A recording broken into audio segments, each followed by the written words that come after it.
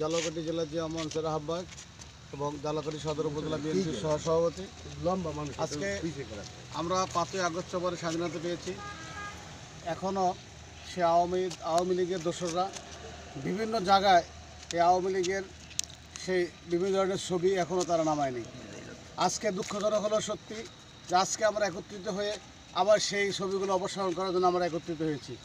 আমাদের দাবি একটাই, এই দোসরের বাংলায়, আওয়ামী লীগের দোসরের বাংলায় কোনো স্থান হবে না।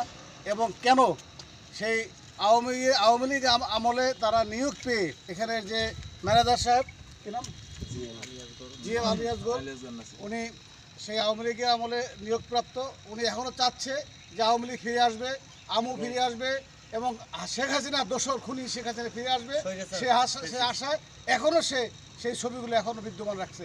আমরা এর অপসারণ চাই এবং এর ব্যবস্থা চাই, এটার ব্যবস্থা আমরা চাই। এটা হচ্ছে আমাদের দাবি। আল্লাহ হাফেজ।